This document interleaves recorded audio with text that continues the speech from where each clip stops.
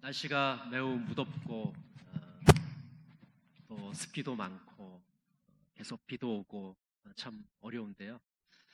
이런 날씨 가운데도 우리 성도 여러분 가정에 하나님의 한량없는 은혜가 충만하시기를 바랍니다. 김춘수 시인의 꽃이라는 시가 있습니다. 내가 그의 이름을 불러주기 전에는 그는 다만 하나의 몸짓에 지나지 않았다. 내가 그의 이름을 불러주었을 때 그는 나에게 와서 꽃이 되었다. 아무리 아름다운 꽃이라도 이름을 불러주기 전에는 그저 이름 없는 들꽃에 불과합니다. 그러나 이름을 불러줄 때는 의미 있는 존재가 되는 것이죠.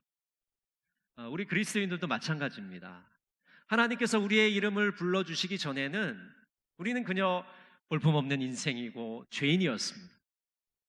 그러나 하나님께서 우리의 이름을 불러주시자 우리는 의미 있는 존재가 되었습니다. 한 젊은이가 구세군의 창설자 윌리엄 부스를 찾아왔습니다. 젊은이의 얼굴은 실망이 가득하고 지친 기색이 역력했습니다. 사령관님, 저는 앞으로 무슨 일을 하면서 살아가야 될지 모르겠습니다. 한 번도 하나님의 부르심을 받은 적이 없기 때문입니다.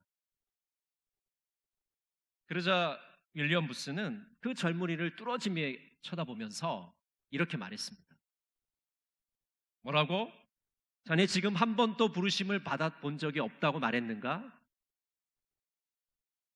마가복음 16장 15절에 너희는 온 천하에 다니며 만민에게 복음을 전하라고 하신 말씀과 요한복음 15장 16절에 내가 너희를 택하여 세웠나니 이는 너희로 가서 열매를 맺게 하고 라는 말씀을 자네는 한 번도 읽어본 적이 없는가? 그 젊은이는 부스에게 아무런 대답도 하지 못했습니다. 이 젊은이는 왜 이렇게 오해를 하고 있었을까요? 하나님께서는 계속 이 젊은이를 부르고 계셨는데 이 젊은이는 무지해서 그 하나님의 부르심을 알지 못했던 것입니다. 오늘 동광의 모든 성도 여러분, 하나님의 부르심을 깨닫고 그 부르심에 응답하시는 여러분 모두가 되시기를 간절히 바랍니다. 오늘 본문에는 이사야 예언자가 소명을 받는 장면이 묘사되어 있습니다. 이사야 예언자가 이사야 6장에 이르러서야 소명에 대한 이야기가 나옵니다. 보통 다른 선지자들은 책 앞부분에 하나님의 부르심을 받은 기사가 나와 있습니다. 그런데 왜 이사야는 6장에 이르러서야 이 소명 기사를 쓰고 있는 것일까요? 그 이유는 이사야서를 읽는 독자들을 배려하기 위해서입니다. 맨 앞부분부터 이사야의 소명 기사가 실렸다면 왜 하나님께서 이사야에게 이러한 사명을 주셨는지 이해하지 못했을 겁니다. 이사야의 소명이 매우 부정적인 것이었기 때문에 백성들은 이해하지 못했을 겁니다. 그러나 왜 이스라엘이 하나님의 심판을 받아야 되고 이스라엘의 죄악은 무엇인지를 충분히 설명한 이후에 이사야의 소명을 소개하고 있기 때문에 독자들은 거부 반응 없이 이사야의 소명을 받아들일 수 있기 때문입니다. 이사야 예언자가 소명을 받는 장면은 우리들에게 소명자의 길을 보여주고 있습니다. 그리스도인이 하나님의 부르심을 어떤 과정을 통해서 얻게 되는지 그 과정을 우리들에게 잘 보여주고 있습니다. 오늘 첫 번째로 소명자의 길, 첫 번째 과정은 하나님의 임재를 체험하는 것입니다. 한번 따라해 보실까요? 하나님의 임재를 체험하는 것이다. 하나님께서 우리를 부르시는 그 과정의 첫 번째 과정은 하나님의 임재를 체험하는 것입니다. 우리 6장 1절부터 4절 말씀을 같이 한번 읽어보겠습니다.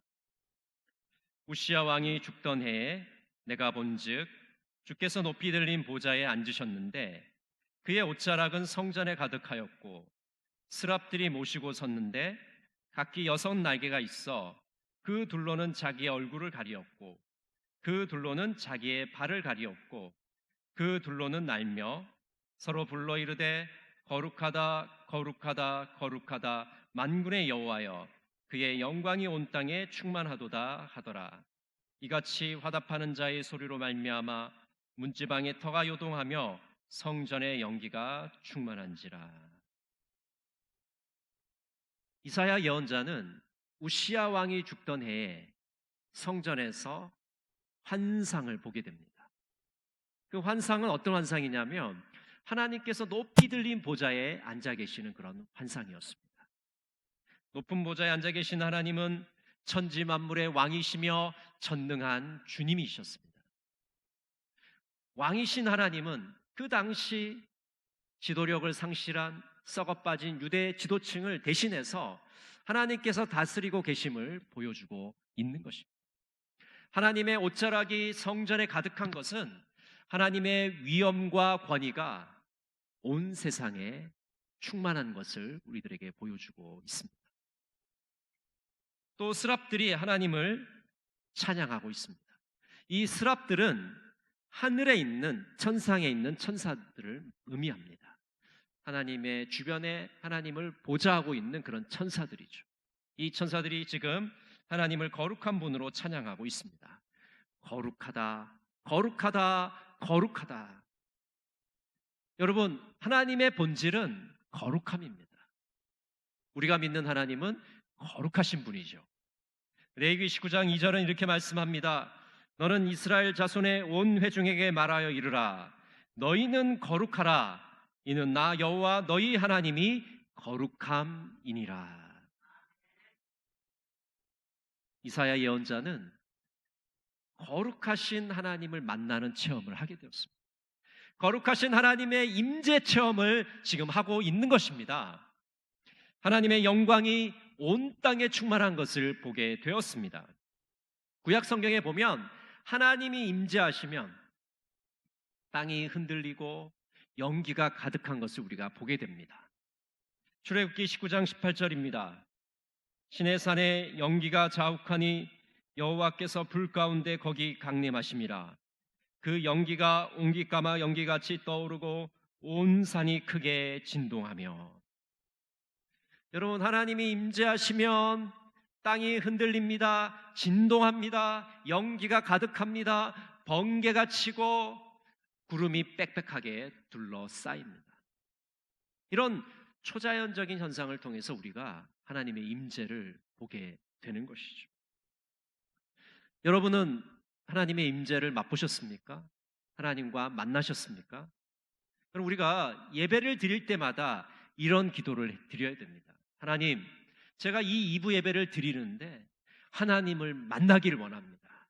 하나님의 임재를 체험하기를 원합니다. 그저 성전 마당만 밟고 가는 자가 되지 않게 하시고 지성소로 들어가게 해 주시옵소서. 그 지성소에 계신 하나님을 만나게 해 주시옵소서. 여러분, 우리의 예배가 하나님을 만나지 못하는 예배, 하나님의 임재를 체험하지 못하는 예배는 그저 마당만 밟고 가는 겁니다. 의자만 쓸고 가는 것이죠. 아무런 의미가 없습니다.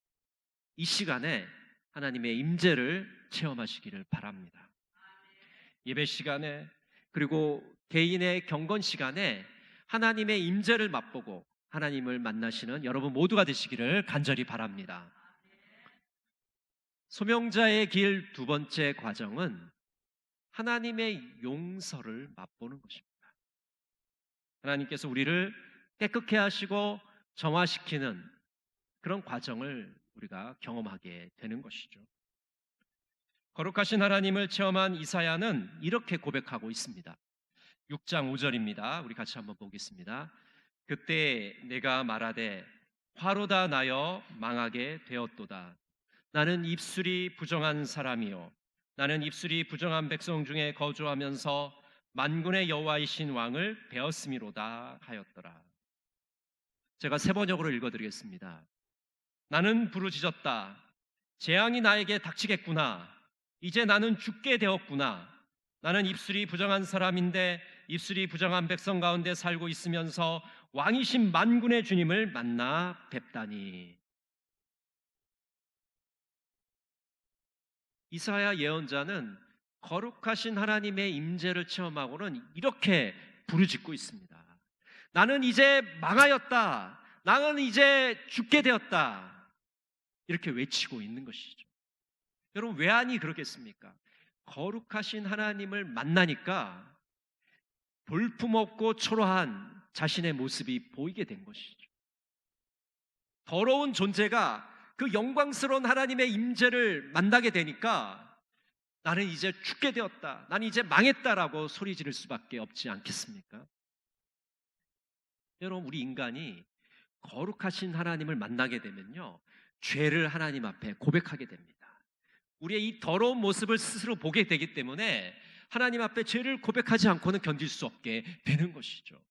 이사야 예언자는 하나님 앞에 죄를 고백하고 죽게 되었음을 슬퍼합니다. 그리고 자신의 입술이 얼마나 부정한 입술인지를 하나님 앞에 고백해요. 그리고 자신이 이 부정한 백성 가운데 거주하고 있다는 것을 하나님 앞에 고백하게 됩니다. 이렇게 낙심하고 절망하고 탄식하고 있을 때 하나님은 이사야를 찾아오십니다. 그리고 그의 죄를 용서해 주십니다. 오늘 본문에 보면 이 스랍이 제단에 있는 숯을 가져와서 이사야의 입술에 대니까 이사야의 부정이 제하여집니다. 스랍이 이렇게 죄 용서를 선포하죠. 너의 악이 사라졌고 너의 죄가 사해졌다. 한번 따라해 보실까요? 너의 악이 사라졌고 너의 죄가 사해졌다. 여러분, 우리가 좀 전에 고백의 기도 시간에 우리의 죄를 하나님 앞에 고백했습니다. 그리고 사함의 확신을 통해서 하나님이 우리를 용서해 주신다는 그런 선포를 들었습니다. 여러분, 이 시간은요, 너무나도 중요한 시간이에요. 예배의 모든 순서가 다 중요하지만 우리의 죄를 하나님 앞에 진정성 있게 내어놓는, 일주일 동안 지은 죄를 하나님 앞에 내어놓는 고백의 시간이야말로 우리가 정말 정성껏 하나님 앞에 회개해야 될 시간이에요.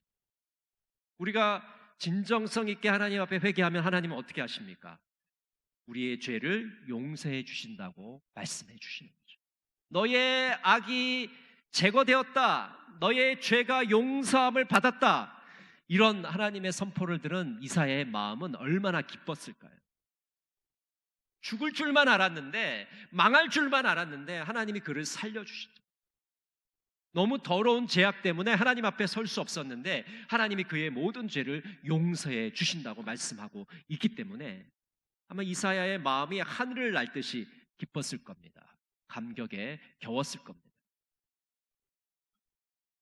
여러분, 이처럼 우리가 절망적인 순간에 죄책감으로 인해서 죽겠다고 신음하는 그 순간에 하나님은 우리를 찾아오셔서 우리를 치료하시고 우리를 회복시켜 주십니다. 오늘 이사야 예언자처럼 하나님의 그 용서하심을 체험하시는 여러분이 되시기를 바랍니다. 나는 죄인이지만 정말 하나님 앞에 망했다고, 죽을 수밖에 없다고 소리칠 수밖에 없는 그런 인생이지만 하나님 앞에 죄를 고백할 때 하나님이 우리의 죄를 용서해 주시고 우리를 회복시켜 주실 줄로 믿습니다. 세 번째 소명자의 길은 하나님의 부르심입니다. 하나님의 임재를 체험하고 하나님의 용서를 체험한 사람은 하나님의 부르심을 받습니다. 오늘 6장 8절 말씀입니다. 같이 한번 읽겠습니다. 내가 또 주의 목소리를 들으니 주께서 이르시되 내가 누구를 보내며 누가 우리를 위하여 갈꼬 하시니 그때 내가 이르되 내가 여기 있나이다 나를 보내소서 하였더니. 지금 하나님께서 천상의 회의를 주관하고 계십니다. 회의를 주관하시면서 뭐라고 말씀하시냐면 내가 누구를 보내며 누가 우리를 대신하여 갈꼬. 이런 하나님의 목소리를 듣고 이사야 예언자가 자원해서 이렇게 말하죠. 제가 여기 있습니다. 저를 보내주십시오. 한번 따라해 보실까요? 제가 여기 있습니다. 저를 보내 주십시오. 하나님의 임재와 하나님의 용서를 체험한 사람은 하나님의 부르심에 응답하게 됩니다. 하나님이 어느 곳에서 어느 때 부르시든지 그 부르심에 우리는 달려가게 돼 있는 것입니다. 하나님의 부르심에 응답하기 위해 최선을 다하게 되는 것이죠. 여러분, 이사야 예언자가 하나님께 받은 소명은 무엇입니까? 이스라엘이 회개하지 못하도록 하라는 소명을 받았습니다. 이스라엘이 멸망한다는 그것을 선포하라는 소명을 받았죠. 여러분 한번 생각해 보세요.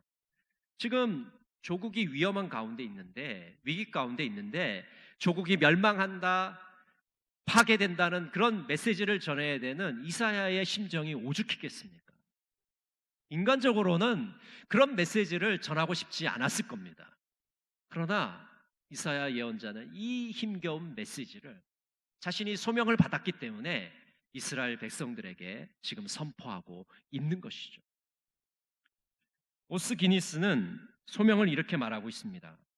소명은 인생의 목적을 발견하고 그것을 성취하는 것이다. 모든 이가 모든 곳에서 모든 것에서 하나님의 부르심에 대한 반응으로서 자신의 부르심을 성취하는 것이다. 여러분, 우리가 소명을 받았다는 것은 우리 인생의 목적을 발견했다는 것입니다. 여러분, 우리 인생의 목적이 하루 세끼 해결하는 것입니까? 의식주 해결하는 것입니까? 다른 사람들에게 존경받고 다른 사람들에게 인기를 누리는 것입니까? 여러분, 우리의 소명이 뭡니까? 하나님께서 우리 인생을 왜 만드셨고 왜 예수 믿게 하셨고 이 동강교회에 보냈는지 그 인생의 목적을 발견하는 것이 바로 소명인 것이죠. 하나님이 우리를 부르셨기 때문에 그 부르심에 응답하기 위해서 최선을 다 우리의 모든 것을 다하는 것이 바로 소명자의 길인 줄로 믿습니다. 마틴 루터 킹 주니어는 이렇게 말했습니다. 만일 당신이 거리의 청소부라면 이 세상 최고의 거리의 청소부가 되기로 결심하라. 그리고 마치 미켈란젤로가 그림을 그리듯 거리를 쓸어라. 만일 당신이 역사상 최고의 거리의 청소부가 된다면 세상이 사상 최고의 거리 청소부를 보기 위해 당신의 집으로 몰려들 것이다. 여러분, 이 세상엔 두 종류의 사람들이 있어요. 소명을 받은 사람과 소명을 받지 못한 사람. 여러분, 소명을 받지 못한 사람은 어떻게 행동합니까? 아이고, 내가 죽지 못해서 일하지. 내가 입에 풀칠하기 위해서 지금 일하지. 내 생계를 위해서 이렇게 죽을 둥 살둥 일하지. 그러면서 불평하고 원망하며 낙심하며 하루하루 살아갑니다. 기쁨이 없습니다. 희망이 없습니다. 절망 가운데 살아가는 거예요. 그러나 똑같은 일을 하면서도 소명이 있는 사람은 이 일이 정말 다른 사람들에게 유익을 끼치는 일이지, 이것이 하나님의 부르심이지, 내가 맡은 이 부르심에 최선을 다해야겠다, 그런 자세로 살기 때문에 하는 일들이 기쁩니다. 감사가 나옵니다. 콧노래가 나옵니다. 여러분, 똑같은 일을 하잖아요. 거리를 똑같이 쓰는데 한 사람은 벌레 씹은 얼굴로 절망 가운데 그 일을 한다면 또 한 사람은 기쁨으로 콧노래를 부르면서 감사하며 그 일을 감당하게 되는 것이죠. 소명을 받은 사람은 목표의식이 확고합니다. 지금 어디로 내가 가야 될지가 분명하게 보이기 때문에 그 일을 위해서 최선을 다하게 되는 것이죠. 자신이 무엇을 위해 살아가야 할지를 아는 것입니다. 여러분, 오늘 2부 예배 드리시면서 내가 무엇을 위해 지금 살아가야 될지를 깨달으시기를 바랍니다. 하나님이 왜 나를 부르셨는지, 또 왜 나를 동강교회에 보내셨는지 그 소명을 발견하시는 은혜의 시간이 되기를 원합니다. 우리 개인뿐 아니라 교회에도 하나님이 소명을 주셨습니다. 마크 레버트는 이렇게 말합니다. 현재 교회의 가장 시급한 소명은 예수님의 제자로 사는 것이다. 교회가 길 잃은 세상에서 사랑과 희망의 공동체가 되는 것이다. 여러분, 오늘 하나님께서는 이 땅에 왜 한국교회를 세워주셨습니까? 예수님의 제자로 사는 모습을 다른 사람들에게 보여주라고 한국교회를 세우신 것이죠.